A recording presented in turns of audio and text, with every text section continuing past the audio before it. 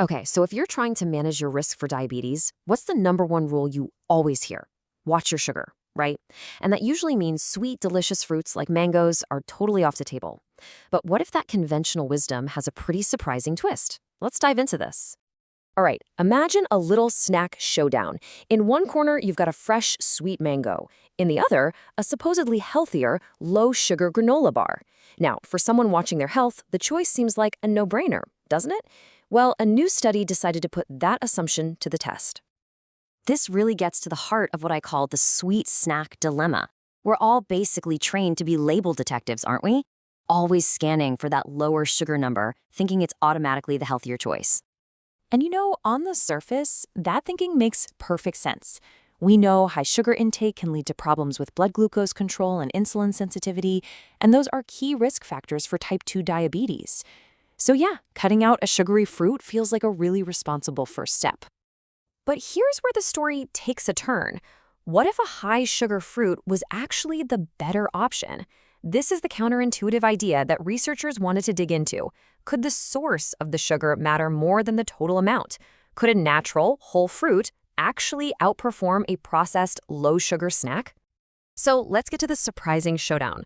A new study was set up to see what would happen when people at risk for diabetes ate one of these two snacks every single day for an extended period of time. The setup was pretty straightforward. Researchers over at Florida State University gathered a group of adults between 50 and 70 years old who were all at risk for diabetes, and they split them in two. For 24 weeks, that's almost 6 months, one group ate a fresh mango every day.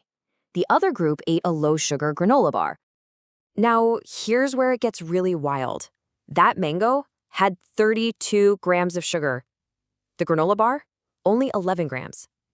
So the mango had nearly 3 times the sugar. The calories were kept about the same just to make it a fair fight, but based on sugar alone, you would put all your money on the granola bar being the clear winner. So, after 24 weeks of this daily snack-off, the researchers measured all the important stuff: blood glucose control, insulin sensitivity, changes in body fat, you name it. So, who won? The low-sugar bar or the high-sugar fruit? You're not going to believe it. The winner was the snack with nearly 3 times the sugar. The mango group showed improved blood glucose control, better insulin sensitivity, and they even reduced body fat compared to the granola bar group. The study's conclusion was that the mango eaters actually lowered their risk for developing type 2 diabetes. So, how is that even possible? So let's break it down. Why in the world did the mango win?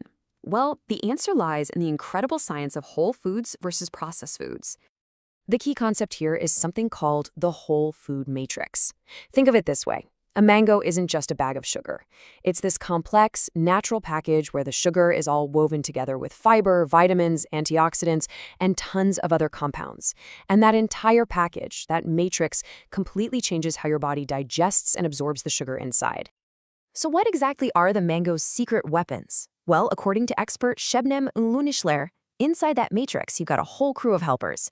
The dietary fiber, for example, basically acts like a brake, slowing down how fast that sugar hits your bloodstream. Then you have these things called polyphenols, which help your body use insulin more effectively. And on top of that, you get antioxidants like carotenoids and vitamin C that protect your cells. This quote really just sums it all up perfectly. A granola bar, even a low-sugar one, is a refined food. Its parts have been broken down and reassembled. A mango, on the other hand, is a whole food, and its natural structure helps you avoid the very sugar spike you're worried about in the first place.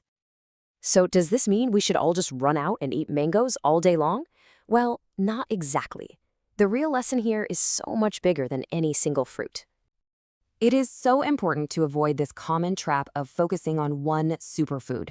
The reality is, your overall health and your diabetes risk depend on your entire diet, not just one magical ingredient. Look, the mango was just the star of this particular study.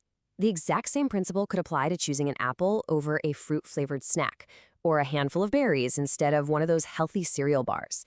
The underlying message is that nature's packaging is almost always going to be better than factory packaging. And this brings us to what's really the most effective strategy, the whole diet approach. It's about building a consistent pattern of healthy eating, not just trying to make one or two perfect choices here and there. And here is the key takeaway.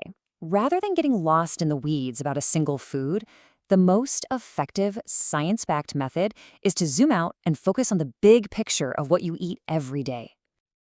So what does that look like in practice? It means making simple swaps, just like in the study, choosing whole fruit instead of a processed bar.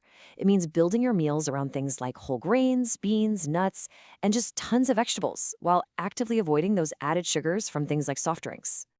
And ultimately, diet is only one part of the equation. The evidence is crystal clear. Combining this whole food dietary pattern with regular physical activity is the most powerful and reliable strategy there is for preventing type 2 diabetes and just improving your overall health. So the next time you reach for a snack, just think for a second about its matrix. This study challenges all of us to look beyond just the sugar content on the label, and you consider the food as a whole. And it leaves us with a really great question. What so-called healthy snack in your own pantry might it be time to swap for something a little more whole?